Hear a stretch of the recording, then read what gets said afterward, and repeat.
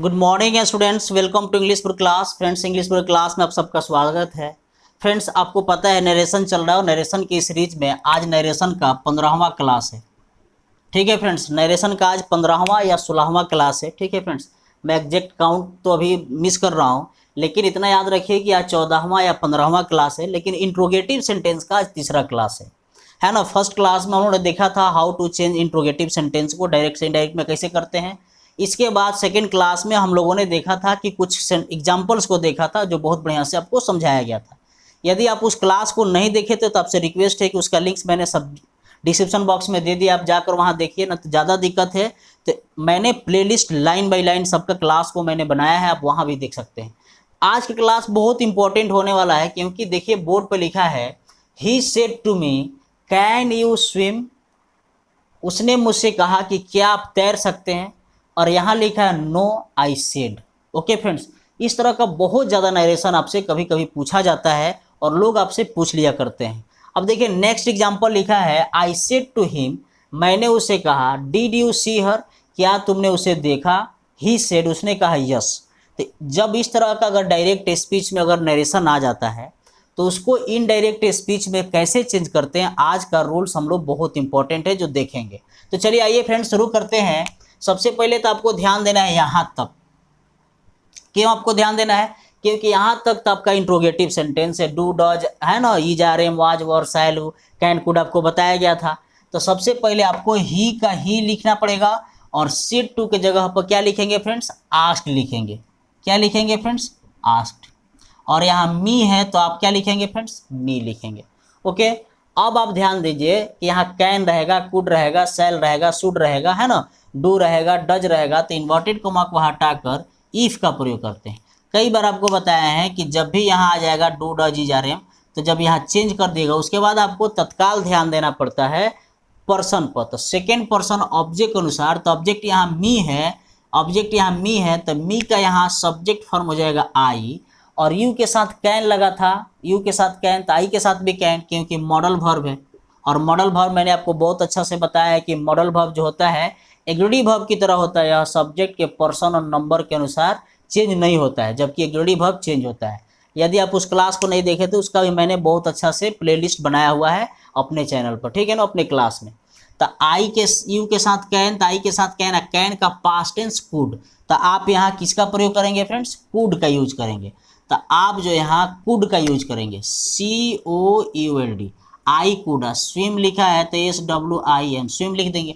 अब लिखा है यहाँ नो लिखा है, यहाँ सेड लिखा है, तो आप यहाँ सबसे पहले यहाँ दे सकते हैं आई सेड। ओके, और नो की जगह पर आप लिख सकते हैं ICOULD, I could not.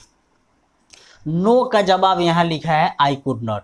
I said का सेड हम ऑलरेडी इस तरह का लिखेंगे नो के जवाब में। इसे अगर आप इसको अगर थोड़ा दिक्कत हो रहा है तो आप इसको दूसरे तरीके से बना सकते हैं। यह आपका फर्स्ट तरीका हो गया, आपका स्टेप ए हो गया। बी में आप लिख सकते हैं he asked me if I could swim. Okay friends, swim तक तो आप लिखेंगे। अब आपको दिक्कत कहाँ से हो रही है, थोड़ा सा इसको मैं और इधर कर देता। I said ICOULD, I could not, ये आपका हो गया।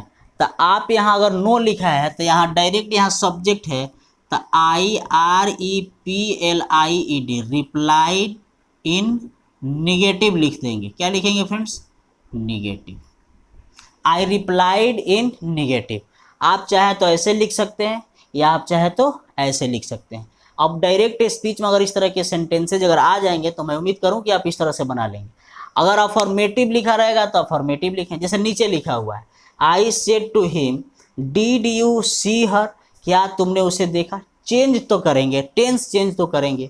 आई said to him did you see her, he said. आप चाहो तो यहाँ लिख सकते हो यस ही सेड, उसने कहा। इसमें कोई ज़्यादा दिक्कत नहीं है ना फ्रेंड्स। अब देखिए अब इसको कैसे चेंज करेंगे। सबसे पहले आई को आई लिखेंगे और सेड टू के जगह पर फ्रेंड्स क्या लिखेंगे, आस्क लिखेंगे। सेड टू की जगह पर फ्रेंड्स क्या लिखेंगे, आस्क लिखेंगे। और यहाँ हिम लिखा है तो हिम लिखेंगे। इन्वर्टेड कोमा को हटाएंगे तो इफ का यूज करेंगे।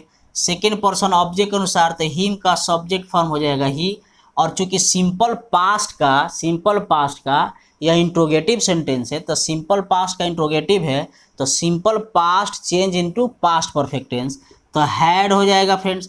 और सी का वर्ब 3 हो जाता है सीन, और उसके बाद से हर। यहाँ तक तो कोई दिक्कत नहीं, यहाँ तक तो कोई दिक्कत नहीं है। मैं उम्मीद करता हूँ कि आपको यहाँ तक कोई दिक्कत नहीं है। फिर से एक बार अच्छा से लिख देता हूँ, ठीक है फ्रेंड्स।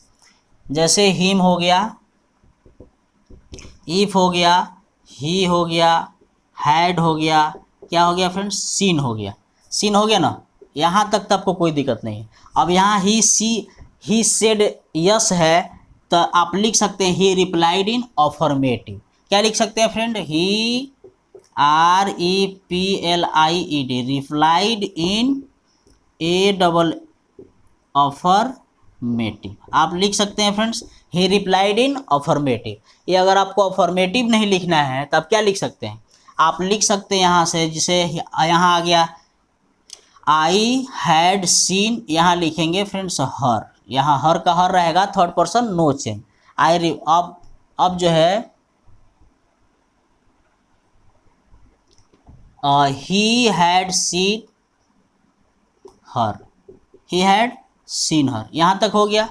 अब यहाँ कमा दे देंगे और उसके बाद से लिखेंगे ही REPLIED replied in AFFERMATIV affirmative. He replied in affirmative. आप चाहे तो यहाँ हर के जगह पर यहाँ से आप छोड़ दीजिए, यहाँ से आप इसको छोड़ दीजिए। आप लिख सकते हैं ही सेड। क्या लिखेंगे फ्रेंड्स, ही सेड, ठीक है फ्रेंड्स। कॉमा देंगे, और चूंकि हैड में है तो ही हैड लिखेंगे। क्या लिखेंगे फ्रेंड्स, ही हैड। और फिर नहीं कह सकते हैं सीन, सीन ऑलरेडी लिखा हुआ है। जिस तरह से ही कुड नॉट है, नॉट था, अगर अफर्मेटिव रहता तो ही लिखता ही कुड, है ना। सी ऑलरेडी वर्ब लगा था, ही कुड रहता, नॉट है इसलिए नॉट लगा है।